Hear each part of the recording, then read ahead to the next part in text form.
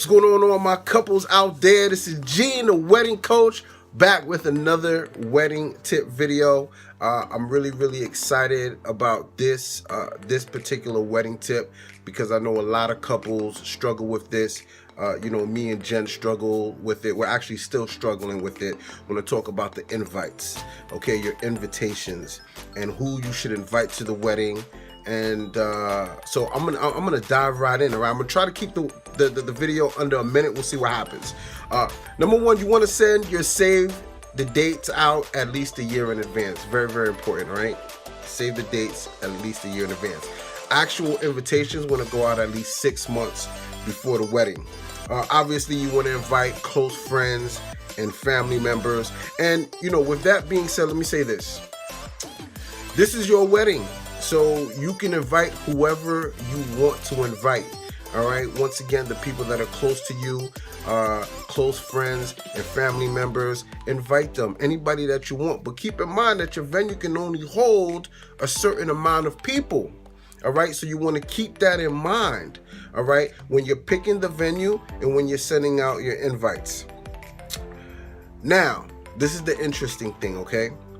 Your parents are going to want to invite certain people. All right. Your parents are going to want a guest list of their own. I'm just telling you from experience. We're still dealing with our parents trying to add people into the wedding. And, you definitely need to sit down and have a conversation with them and explain to your parents that, the cost. And that, for me and Jen, I just don't want a whole bunch of people at the wedding that I don't know. But at the same time, I know for my mom, this is important. For Jen's mom, this is important. So just keep that in mind. As a groom, one of the things I didn't know and that I want to share with, all the grooms out there is that when you invite someone to your wedding that's married, okay,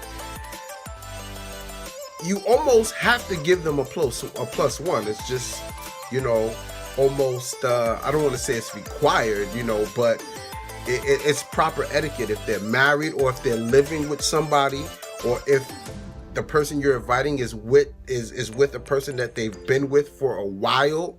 Okay, this is just not a fling that they're having. You want to keep that in consideration when you're making your guest list, because when me and Jen made our guest list, I think we're at like 150 people and we completely forgot about the plus ones. So we had to go back and add the plus ones, which made our guest list a lot larger. And when it comes to the invites, you want to make sure that people understand that you cannot bring somebody with you. If you don't have a plus one on the card, you can't bring somebody with you. And people will hit you up. They'll contact you and say, hey, I didn't get my invite. How do you deal with that? How do you deal with family members that you really don't want to come to your wedding because you don't have a close relationship with them, right? What happens when mom or dad wants to invite a family member that you don't really rock with like that? What do you do? We're really not going to discuss that in this video. That'll be for the next video. And what about the kids? Oh my gosh, this is so important. Are you going to allow kids to be at your venue or to be at your wedding? That's something that you want to consider as well. Once again, this is Gene, the wedding coach. Hope this video helps. Remember, you only get married once, so make it count. I'm out. Peace.